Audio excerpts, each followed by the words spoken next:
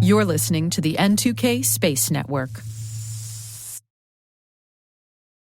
Step into the digital upside down with Cyber Things, Armis's new 3-part podcast series, which will dive into the unseen world of cybersecurity. From real-life hacks to the digital shadows of the dark web, we connect pop culture and protection, fear and control.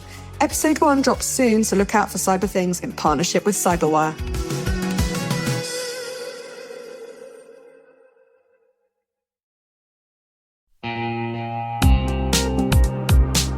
Ever wished you could rebuild your network from scratch to make it more secure, scalable, and simple? Meet Meter, the company reimagining enterprise networking from the ground up. Meter builds full-stack, zero-trust networks, including hardware, firmware, and software, all designed to work seamlessly together. The result? Fast, reliable, and secure connectivity without the constant patching, vendor juggling, or hidden costs.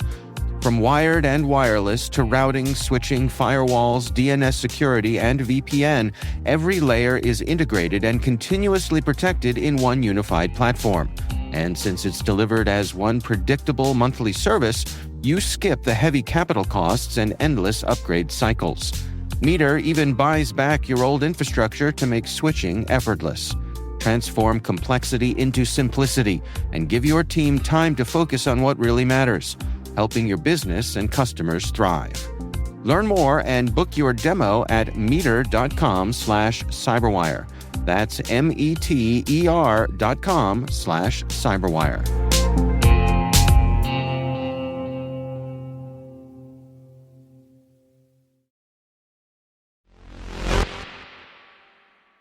Today is November 14th, 2025. I'm Maria Varmazes, and this is T-Minus. 20 seconds to LOS egress. Go for deploy.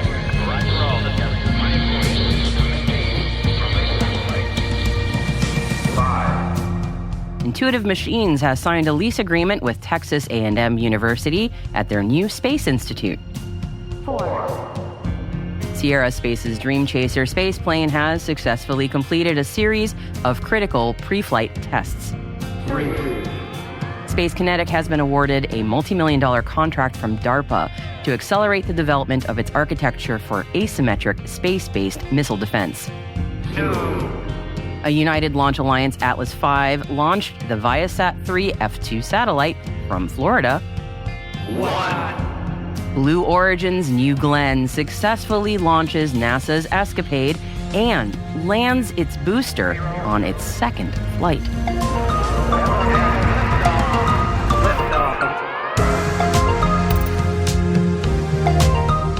Happy Friday, everybody. Thank you so much for joining me today. And if you are joining us for the very first time, then welcome. Every Friday, our partners at NASAspaceflight.com bring us the space traffic report, wrapping up the launch stories from the last 7 days, and then taking a look at what's on the schedule in the coming week. Stick around for more on that after today's intelligence briefing.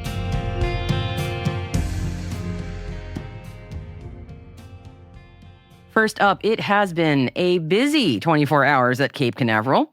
Let's dive into what happened, shall we? The third time is a charm for the second launch of Blue Origin's New Glenn. After weather and even space weather caused delays to launch attempts earlier this week, last night, the heavy lift launch vehicle took off for its second ever flight. New Glenn's 7 BE-4 engines ignited at 3:55:01 p.m. local time from Cape Canaveral, Florida. And it marked the start of what was a very successful mission for Blue. The mission was the vehicle's second National Security Space Launch certification flight. Blue Origin is certifying New Glenn with the U.S. Space Force for the NSSL program to meet emerging national security objectives. The orbital launch vehicle was also carrying payloads, which is not bad for a certification flight. It successfully deployed NASA's Escape and Plasma Acceleration and Dynamics Explorers, or the ESCAPADE twin spacecraft, which were built by Rocket Lab, by the way, into the designated loiter orbit. And this was the really impressive part, it landed the fully reusable first stage on a ship in the Atlantic Ocean. And of course, I wouldn't blame you, but you might be thinking, well, SpaceX does that all the time. But this booster is much bigger than any that have landed before, and it did it only on its second ever flight. For a mission dubbed Never Tell Me the Odds, they look very good from here. Bravo, Blue Origin. The ESCAPADE spacecraft will begin their journey to Mars once the planets have returned to the ideal alignment in fall 2026. NASA plans to use ESCAPADE's two identical spacecraft to investigate how the solar wind interacts with Mars's magnetic environment and how this interaction drives the planet's atmospheric escape. In addition to deploying the NASA spacecraft, the ViaSat HaloNet demonstration on board New Glenn's second stage also successfully executed the first flight test of ViaSat's telemetry data relay service for NASA's Communications Services project.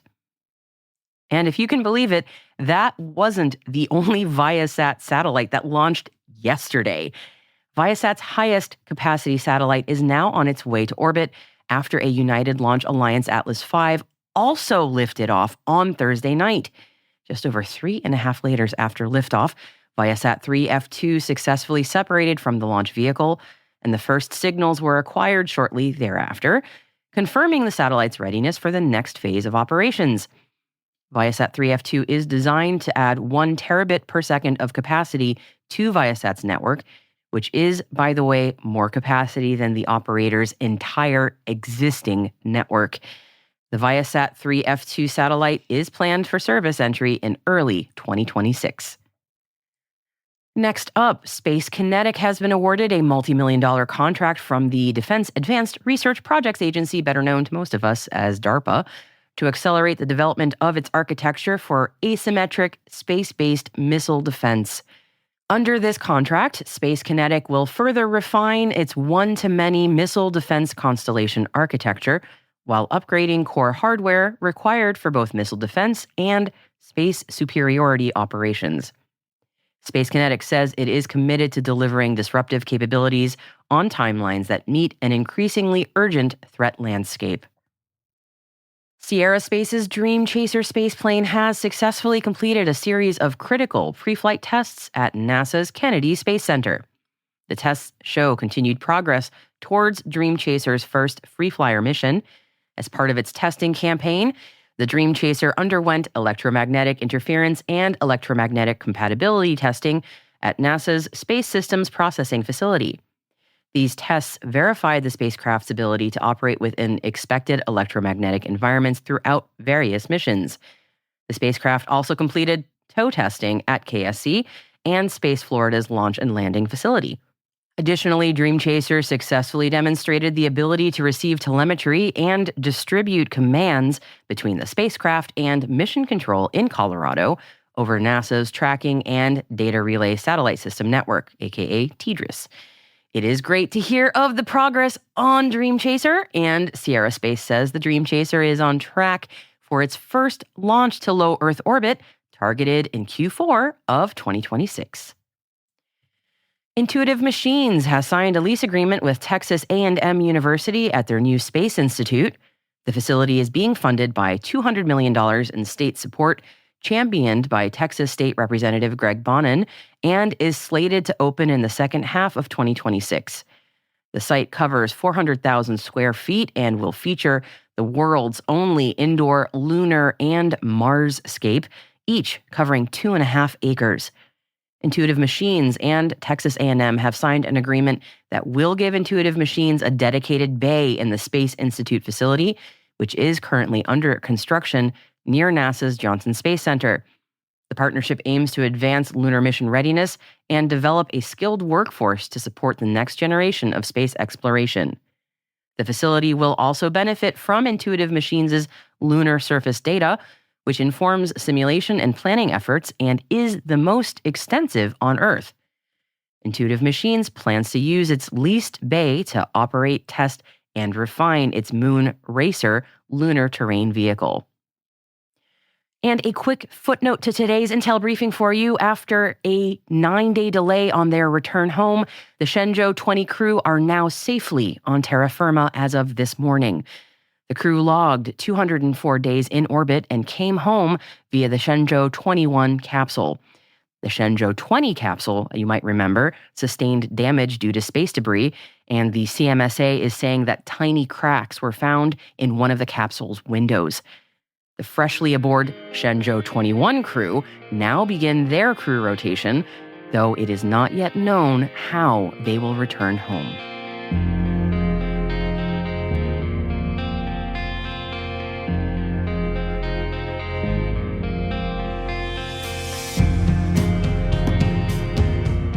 And that, my friends, wraps up today's Friday Intel briefing for you, but there is still more to come on launch news from our partners at NSF.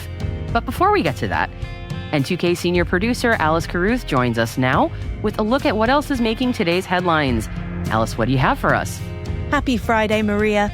IonQ has announced plans to acquire Skyloom, and we've been reading financial updates from MDA Space and Virgin Galactic. You can read up on them as well by following the links in the selected reading section of our show notes. You'll find them on the platform that you're listening to us on, or on our website, space.n2k.com. Just click on today's episode title. And tomorrow, please be sure to check your podcast feed for T- Deep Space. It's our special edition Saturday show where we share an in-depth interview and dive a bit deeper into fascinating topics with brilliant guests. And on T- Deep Space tomorrow, we have Iridium's COO, Susie McBride, joining me, and we will be chatting about Iridium's involvement in the Rebel Rally. And what's that, you ask? Well, join us to find out more. That's on T- Deep Space tomorrow. Don't miss it.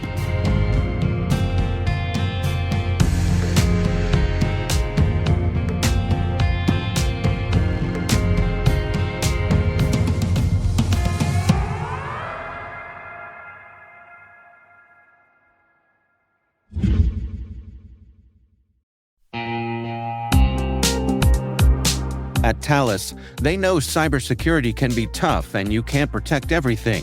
But with Thales, you can secure what matters most. With Thales's industry-leading platforms, you can protect critical applications, data, and identities, anywhere and at scale with the highest ROI. That's why the most trusted brands and largest banks, retailers, and healthcare companies in the world rely on Thales to protect what matters most: applications, data, and identity. That's Thales. THALES. Learn more at thalesgroup.com/cyber.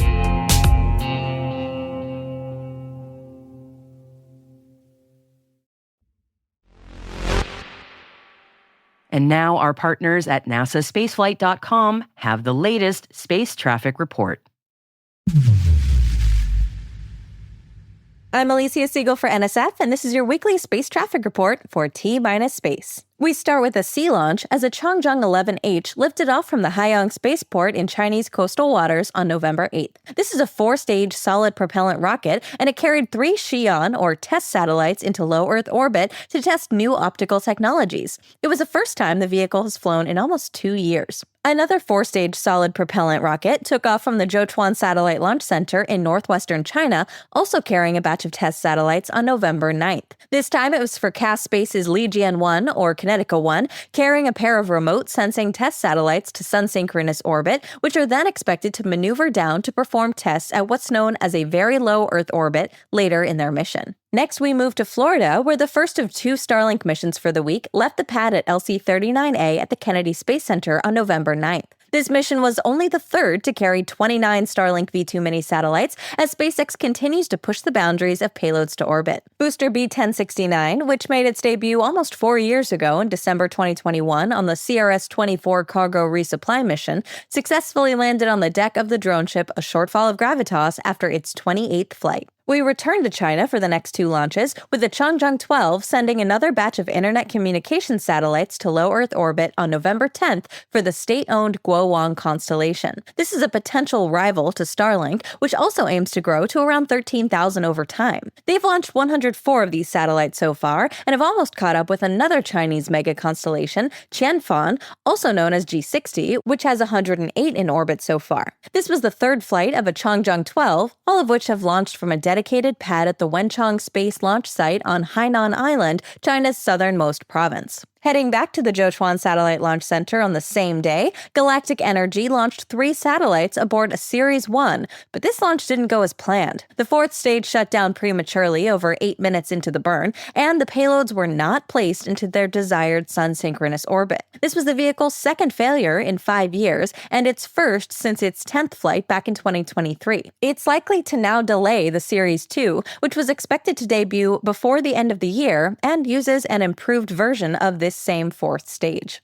Moving back to Florida on November 11th, we have some better news as a Falcon 9 broke previous records upon launching from Slick 40 at the Cape Canaveral Space Force Station. This was the 94th orbital launch from Florida this year, breaking previous records, and once again carried 29 Starlink satellites on board. SpaceX has launched over 100 dedicated Starlink missions this year, this mission being number 104, and they've launched 144 Falcon 9 missions so far this year and counting. That's already beaten last year's record of 132 launches, and they're likely to finish just a few missions shy of their target of 170 by the end of the year. After a number of delays, including space weather, range violations, and ground service issues, Blue Origin launched its second New Glenn on November 13th. The only daytime launch since the FAA's rules came into effect, restricting launch windows to between 10 at night and 6 in the morning. This launch carried the 2 satellites of NASA's ESCAPADE mission into space, where they'll be staged at Lagrange Point 2 ahead of their journey to Mars. This was the first dual satellite mission to Mars and the first dual spacecraft mission to another planet on a commercial launch vehicle. The cherry on top for this mission was the booster's attempt to land on the deck of the company's landing barge, Jacqueline, stationed in the Atlantic. On New Glenn's first flight earlier this year, the booster failed to relight its engines for the re-entry burn, so it never got that far. But this time, the first stage, named Never Tell Me the Odds, successfully re-entered. Shortly after, it lit its engines for the landing burn, and while at first it seemed that it had missed its target, it hovered over and touched down successfully, making Blue Origin the second company to propulsively land an orbital-class booster. Closing out the week on November 14th, United Launch Alliance launched an Atlas V in its most powerful configuration from Space Launch Complex 41 at the Cape. It inserted the ViaSat-3 F2 communication satellite into a geosynchronous transfer orbit. Once operational early next year, this satellite is set to double the capacity of Viasat's entire fleet and provide satellite communications over the Americas. Going into next week, the manifest looks busy despite some uncertainties with the FAA's restrictions that followed the U.S. government shutdown. With that whole saga now over, the restrictions will hopefully lift, but for now, they're still in place. Nevertheless, SpaceX has up to 4 planned Starlink launches, 3 of which are for the Group 6 shell of the mega constellation. If schedules hold, we could see 2 late-night missions on November 15th from nearby pads LC-39A and Slick 40. Rocket Lab is due to launch another suborbital Electron on November 16th from the Wallops Flight Facility in Virginia, carrying an undeclared payload. This will break the company's current record of 16 launches in a year. Later in the week, the Transporter 15 rideshare mission is set to launch on November 19th from Slick 4E at the Vandenberg Space Force Base in California. This mission will carry at least 59 payloads into sun-synchronous orbit and has already been delayed from last week. We'll also see one final Starlink mission launch from the same pad on November 20th. We may also see some additional launches from China, and if you want to keep an eye on the latest schedule, your best bet will be to check out our next spaceflight app and website. It's a great way to stay up to date, and it's completely free. I'm Alicia Siegel for NSF, and that's your weekly space traffic report. Now back to T-Minus Space.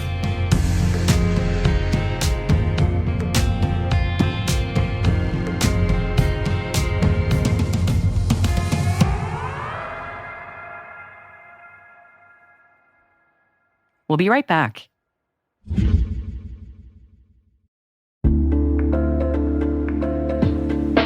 And now, a word from our sponsor, ThreatLocker, the powerful zero-trust enterprise solution that stops ransomware in its tracks. Allow Listing is a deny-by-default software that makes application control simple and fast. Ring fencing is an application containment strategy, ensuring apps can only access the files, registry keys, network resources, and other applications they truly need to function. Shut out cybercriminals with world-class endpoint protection from ThreatLocker.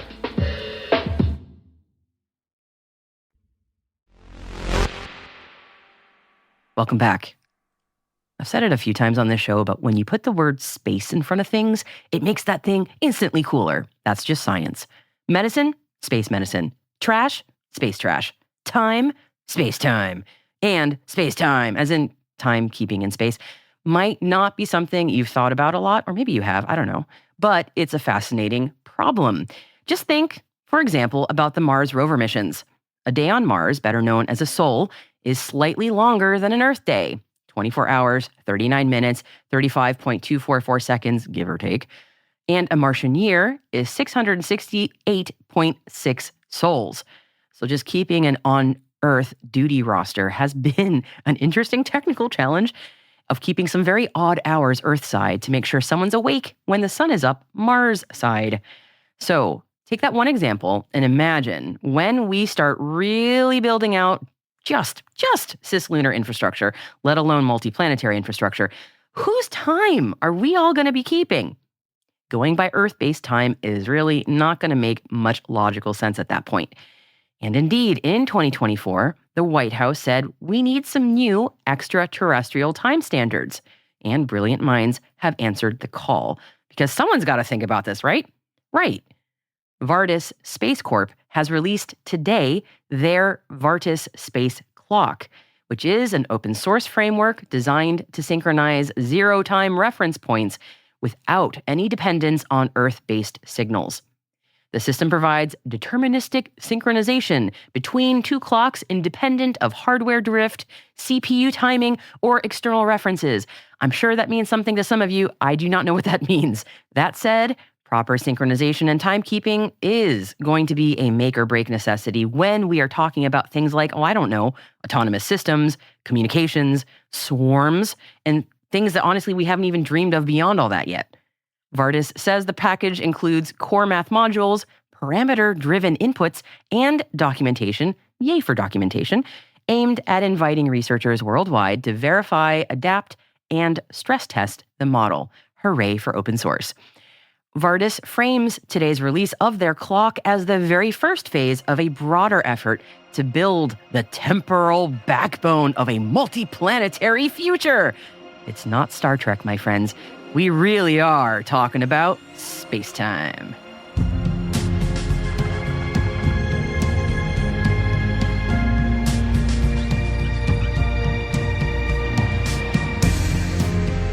And that's T-Minus, brought to you by N2K Cyberwire. We'd love to know what you think of this podcast. Your feedback ensures we deliver the insights that keep you a step ahead in the rapidly changing space industry. If you like the show, please share a rating and review in your podcast app. Please also fill out the survey in the show notes or send an email to space@n2k.com. We are proud that N2K Cyberwire is part of the daily routine of the most influential leaders and operators in the public and private sector, from the Fortune 500 to many of the world's preeminent intelligence and law enforcement agencies. N2K helps space and cybersecurity professionals grow, learn, and stay informed. As the nexus for discovery and connection, we bring you the people, the technology, and the ideas shaping the future of secure innovation. Learn how at n2k.com. N2K's senior producer is Alice Carruth. Our producer is Liz Stokes. We are mixed by Elliot Peltzman and Trey Hester, with original music by Elliot Peltzman. Our executive producer is Jennifer Iben. Peter Kilpie is our publisher. And I am your host, Maria Varmazis. Thank you for listening. Have a lovely weekend.